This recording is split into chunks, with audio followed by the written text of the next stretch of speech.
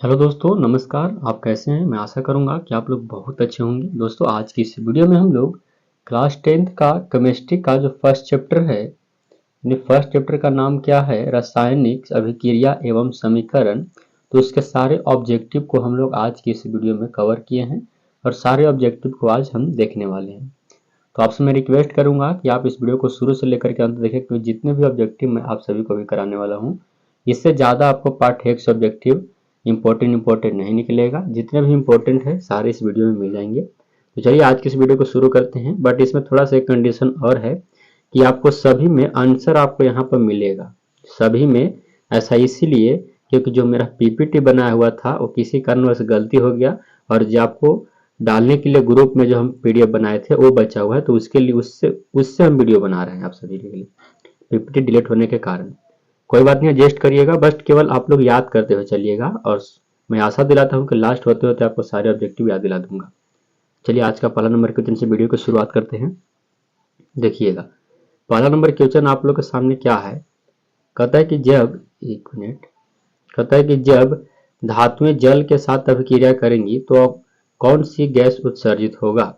अब बताइएगा, धातु जो है से जल के साथ अभिक्रिया कर रहा है, कोई भी धातु है, जैसे मान लीजिए कि ये Fe धातु है, यह आपको जल से अभिक्रिया करेगा, तो कौन सा निकलेगा गैस?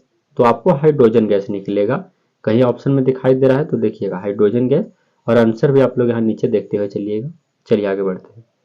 तो आप लोग को केवल याद करना है, बाकी कुछ नहीं करना है, केवल समझिए और याद करिए। Fe2O3 प्लस 2Al, यानी यह अभिक्रिया करके आपका बनाया हुआ है, और जो ऊपर की दी गई अभिक्रिया में किस प्रकार की अभिक्रिया, जरा ध्यान पूर्वक देखिएगा। तो ये आपको Fe यहाँ पर नजर आ रहा है, Fe2 आ रहा है ना, बट यहाँ पर देखिएगा तो क्या हो गया, यहाँ पर Al2 आके जुट गया है और Fe को हटा दिया है। हटाया है, बोलेगा बिल्कुल Fe को हटा दिया है, तो Fe को हटा देगा तो उसे विस्थापन अभिक्रिया कहते हैं, आप सभी लोग जानते ही हैं। ऑप्शन नंबर डी इसका सही उत्तर हो जाएगा। आगे देखिएगा, अगला है लौह चूर्ण पर तनु हाइड्रोक्लोरिक अम्ल डालने से क्या होता है। लोहे के चूर्ण पर जब HCl डालिएगा, नीचे ये समीकरण के जरिए आपको समझाते हैं। जैसे लोहे के चूर्ण यानी Fe है, इसके ऊपर सल्फ्यूरिक अम्ल डालना है, H2SO4 डालना है, तो क्या होगा। तो पहला बात, इसमें आपको हाइड्रोजन गैस और आयरन क्लोराइड बनेगा, है ना। आपका सही उत्तर क्या हो जाएगा, तो ऑप्शन नंबर ए आपका सही उत्तर है दिया हुआ। चलिए आगे बढ़िएगा। अगला नंबर प्रश्न दोस्तों, श्वसन किस प्रकार की अभिक्रिया है। श्वसन जो है किस प्रकार की अभिक्रिया है, अच्छे से जानते हैं आप लोग। श्वसन जो है से उपचयन अभिक्रिया है। यहाँ दोस्तों कौन सी अभिक्रिया, उपचयन अभिक्रिया। ऑप्शन नंबर ए आपका राइट आंसर। आगे देखते हैं। अगला प्रश्न है कि 5CuO यानी कॉपर ऑक्साइड और हाइड्रोजन की अभिक्रिया कराई जाती है, तो यह आपको कॉपर और जल बनता है, तो यह किस प्रकार की अभिक्रिया है। तो यह आपको अपचयन अभिक्रिया है। कौन सी अभिक्रिया, अपचयन अभिक्रिया। ऑप्शन नंबर आपका बी सही उत्तर हो जाएगा। आगे बढ़िएगा। अगला नंबर प्रश्न है दोस्तों, इलेक्ट्रॉन के स्थानांतरण से बने यौगिक क्या कहलाते हैं। इलेक्ट्रॉन को स्थानांतरण करने से बने यौगिक को वैद्युत संयोजी कहते हैं। ऑप्शन नंबर बी आपका उत्तर दिया हुआ है। आगे बढ़िएगा दोस्त। 7 नंबर क्वेश्चन है कि नीचे दी गई अभिक्रिया में कौन सा कथन सही है। यह आपको यहाँ पर दिखाई दे रहा है अभिक्रिया कि कॉपर और ऑक्सीजन मिलकर के कॉपर ऑक्साइड बनले है, तो आपको यह कौन सा सत्य है यह बताना है। तो कॉपर का ऑक्सीकरण हो रहा है, बिल्कुल सत्य बात है, यही सही बात है कि कॉपर जो ऑक्सीजन से मिल रहा है, ऑक्सीजन का संयोग हो रहा है, तो कॉपर का ऑक्सीकरण हो रहा है। ऑप्शन नंबर क्या हो जाएगा, ए आपका सही जवाब हो जाएगा। 8 नंबर क्वेश्चन देखिएगा, सिल्वर क्लोराइड का रंग होता है, सिल्वर क्लोराइड का रंग कैसा होता है, तो श्वेत होता है। आप लोग याद रखिएगा, सिल्वर क्लोराइड का रंग श्वेत होता है। अगला नंबर प्रश्न देखिएगा दोस्त, क्या कहा गया है। समीकरण आपको दिया हुआ है, किस प्रकार की समीकरण है, किस प्रकार का है, तो आप देखिए ना, CaCO3 है, और एस मतलब ठोस है, सॉलिड है, या उष्मा पा करके, हीटिंग पा करके टूट जाता है, तो टूटता है तो कौन सा अभिक्रिया कहलाएगा।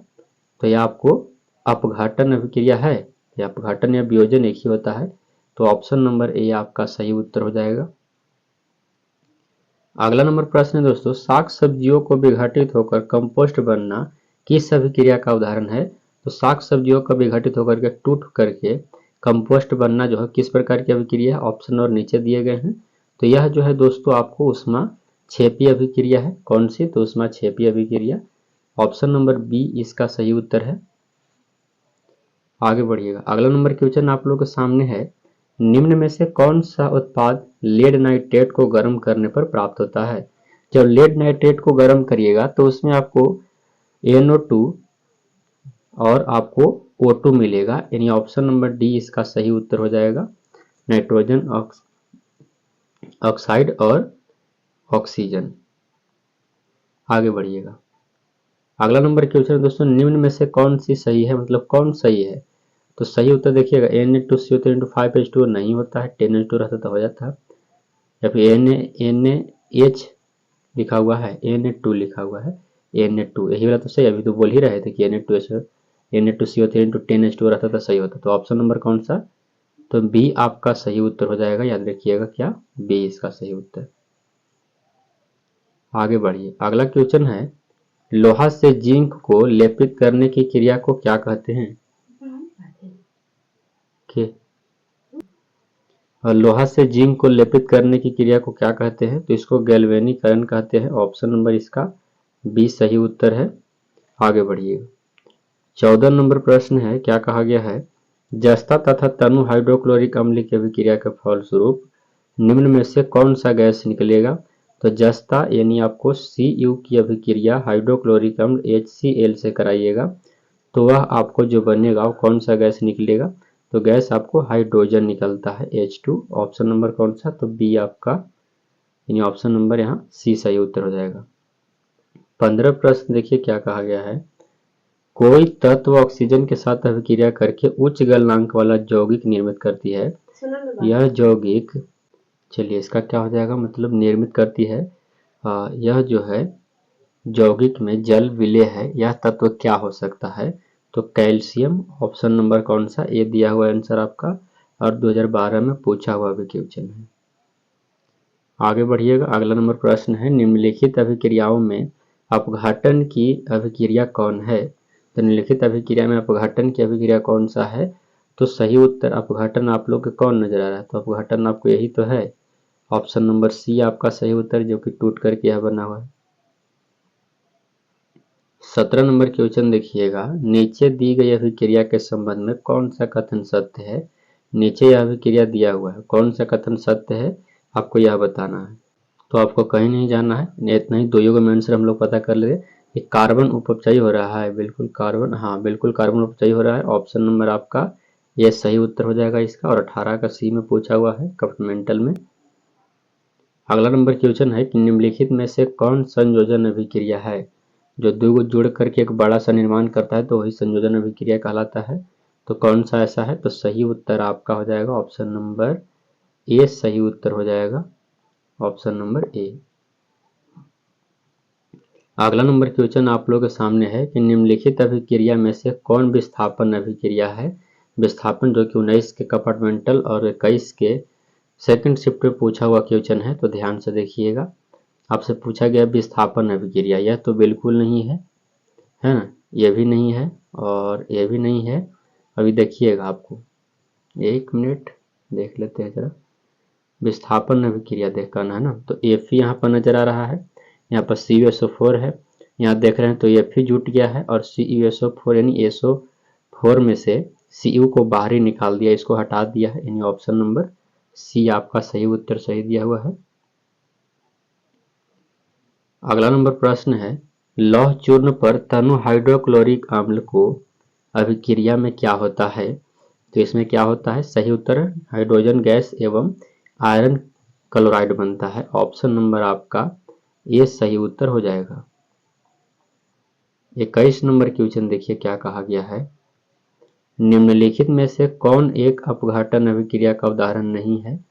तो अपघटन अभिक्रिया का उदाहरण कौन नहीं है आपसे ये पूछा गया है। देखिए पहला है, दूसरा भी है, तीसरा संयोजन अभिक्रिया है, अपघटन नहीं है। तो ऑप्शन नंबर सी ही आपका सही उत्तर हो जाएगा। आगे बढ़ते हैं। अगला क्वेश्चन है, निम्नलिखित में से कौन एक रेडॉक्स अभिक्रिया है? कौन रेडॉक्स अभिक्रिया है? तो ऑप्शन नंबर यहाँ सी आपका सही उत्तर दिया हुआ है। रेडॉक्स अभिक्रिया क्या है? सी है, क्योंकि ऑक्सीकरण और अवकरण अभिक्रिया दोनों साथ साथ होता है, उसी को हम लोग रेडॉक्स अभिक्रिया कहते हैं। तो ऑप्शन सी। 23 नंबर क्वेश्चन देखिएगा दोस्त, क्या कहा गया है? निम्नलिखित में से कौन एक दहन अभिक्रिया है? दहन अभिक्रिया क्या है? पेट्रोल का जलना। ऑप्शन नंबर आपका क्या हो जाएगा? सी आपका राइट आंसर हो जाएगा। 24 नंबर प्रश्न है, रासायनिक अभिक्रिया के दौरान किसी पदार्थ में ऑक्सीजन का योग क्या कहलाता है? आप लोग अच्छे से जानते हैं कि ऑक्सीजन जब योग होगा तो क्या कहलाएगा? उपचयन अभिक्रिया। ऑप्शन नंबर बी आपका सही उत्तर हो जाएगा। चलिए अगला प्रश्न है, निम्नलिखित कथनों में कौन असत्य है? कौन सा सत्य दिया हुआ है? ऑक्सीकरण में ऑक्सीजन किसी पदार्थ से जुड़ता है, ये तो सही बात है भाई। अवकरण में हाइड्रोजन किसी पदार्थ से जुड़ता है, ये भी सही बात है भाई। ऑक्सीकारक खुद ऑक्सीकृत होता है, जी मालिक बिल्कुल। ऑप्शन नंबर सी गलत है, ऐसा नहीं होता है। ऑप्शन नंबर सी आपका राइट आंसर। किसी यौगिक से अभिक्रिया, रासायनिक अभिक्रिया में हाइड्रोजन का हटना क्या कहलाता है?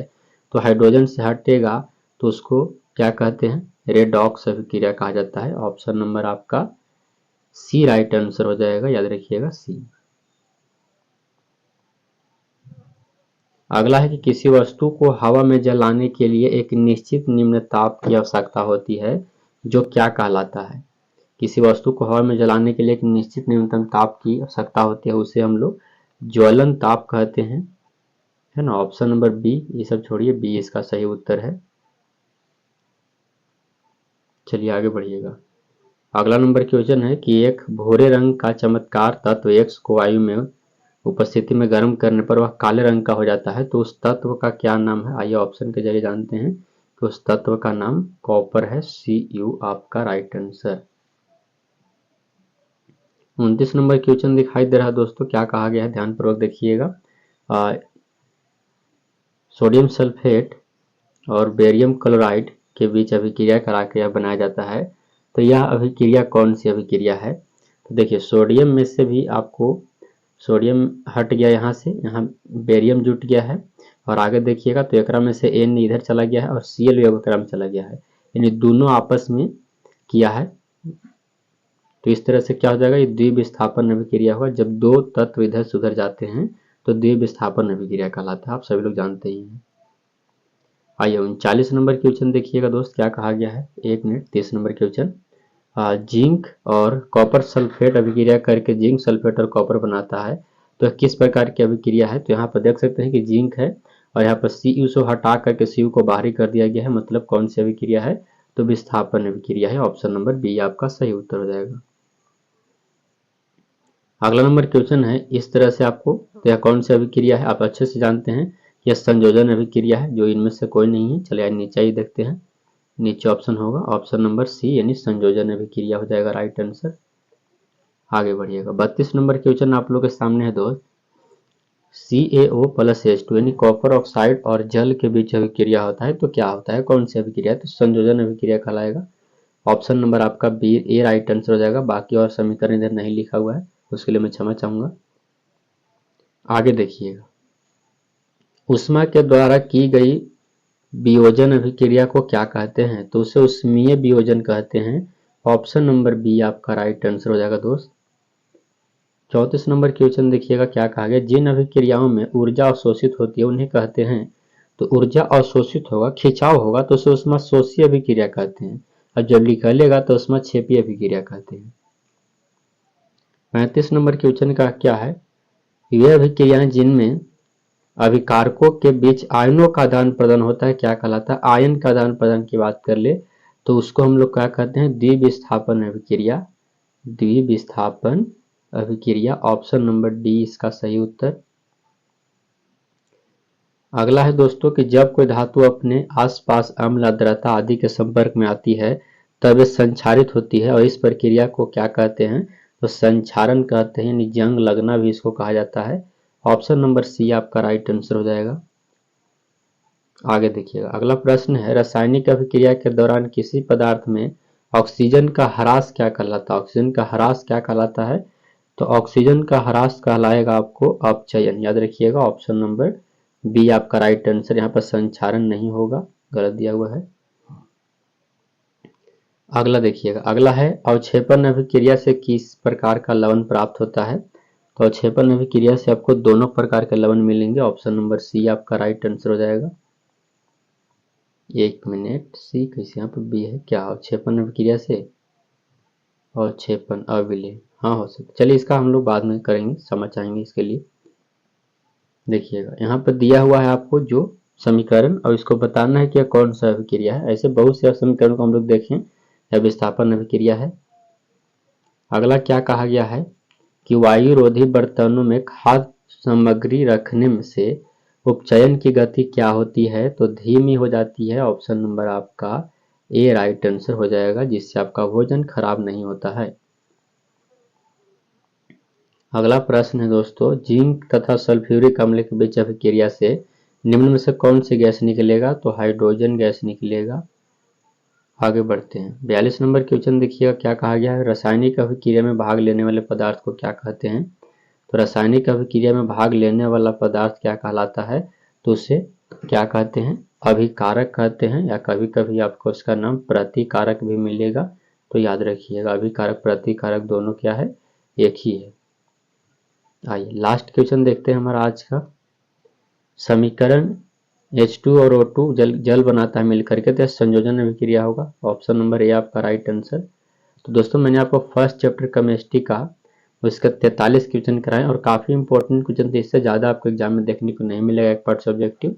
इतना आप यदि याद कर लेते हैं तो आप कोई भी आपको आएगा, गारंटी आपको एग्जाम में लड़ेगा। उम्मीद करते हैं वीडियो अच्छा लगा होगा। वीडियो को लाइक करिएगा, चैनल पर नए हैं तो चैनल को सब्सक्राइब करिएगा, दोस्तों के पास वीडियो को शेयर जरूर कर दीजिएगा, है ना। हमारे चैनल से जुड़िए, क्योंकि हर बार आपको अच्छे अच्छे कंटेंट इस चैनल पर मिलते रहेंगे। मिलेंगे नेक्स्ट वीडियो में। यहाँ तक देखने के लिए आपका बहुत बहुत धन्यवाद दोस्तों।